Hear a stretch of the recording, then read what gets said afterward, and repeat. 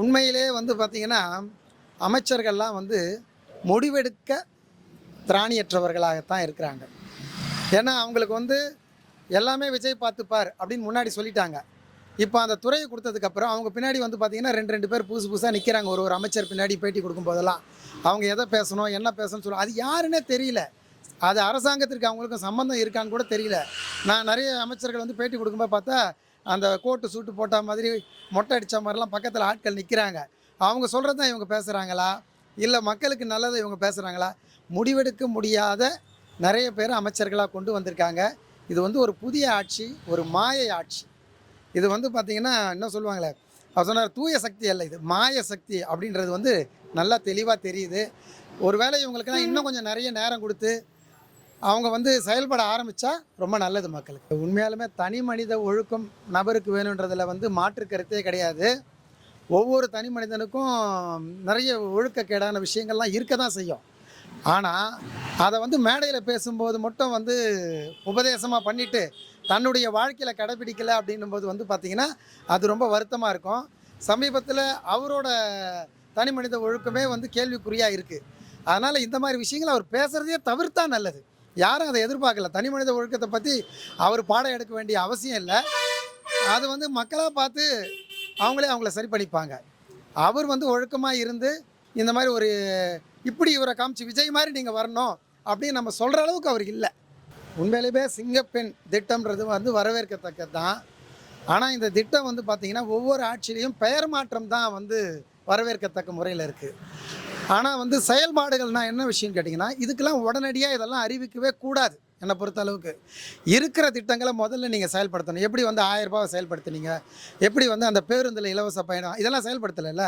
சிங்கப்பெண் திட்டம் ஆரம்பிக்கணும்னா அதுக்கான தேவையான காவலர்களை வந்து நீங்கள் முதல்ல வந்து எடுக்கணும். தமிழக காவல்துறையில் அவங்களுக்கு உண்டான பயிற்சியை கொடுக்கணும். அவங்க எப்படி இந்த போலி காவல்துறையிலேருந்து அவங்க எப்படி தனிப்பட்ட ரீதியாக செயல்படுறாங்க அப்படின்றத வந்து நீங்கள் முதல்ல அவங்களுக்கு ஒரு பயிற்சி கொடுக்கணும்.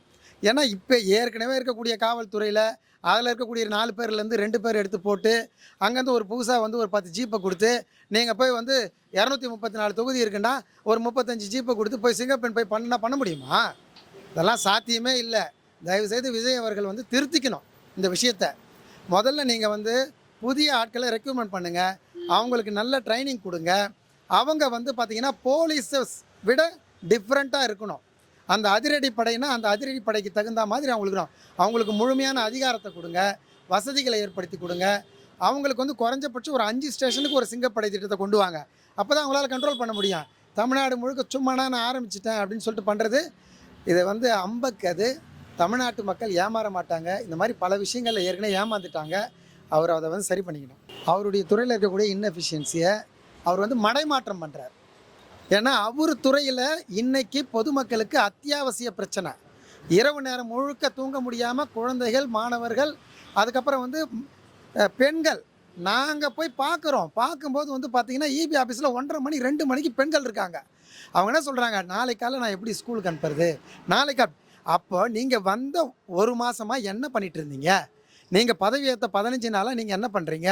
எங்கெங்கே என்னெல்லாம் தேவையோ அதெல்லாம் நீங்கள் வந்து கொடுத்துருக்கீங்களா? அவங்கெல்லாம் அந்த வேலையை செஞ்சுருக்காங்களா? புதுசாக வந்து டெம்பரவரி ஆட்களை வந்து அதிக சம்பளம் கொடுத்தாவது எடுத்து இப்போ இருக்கக்கூடிய இபியில் இருக்கவங்கள வேலை செய்ய வச்சுருக்கீங்களா? நீங்கள் இப்போ என்ன பண்ணுறீங்க, இடமாற்றம் பண்ணுறீங்க. இடமாற்றம் பண்ணிங்கன்னா இன்னும் இந்த துறை மோசமாக போயிடும். முதல்ல நீங்கள் பண்ண வேண்டியது இடமாற்றம் பண்ணிங்கன்னா இங்கேருந்து போகிறவங்களுக்கு அந்த எந்த தெருவில் பிரச்சனை, எங்கே டிரான்ஸ்ஃபார்மர் இருக்குது, எங்கே வந்து என்ன மாதிரியான சூழ்நிலை இருக்குது, எவ்வளோ வீடுகள் இருக்குது, அதெல்லாம் தெரியாது. இதெல்லாம் அவங்க தெரிஞ்சுக்கிறதுக்கே அவங்களுக்கு 1 மாதம் ஆகும்.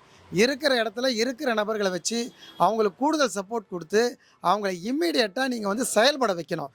எந்த ஒரு பொருளும் அவங்களுக்கு வந்து தடையாக இருக்கக்கூடாது. இது கிடைக்கல அது கிடைக்கலன்ட்டு ஒரு 2 நாள் 3 நாளுக்குள்ளே எந்த பிரச்சனையாக இருந்தாலும் சரி பண்ணக்கூடிய ஆற்றலை வந்து இப்போ இருக்கக்கூடிய மின்சாரத்துறை அமைச்சர் உருவாக்கிக்கணும்.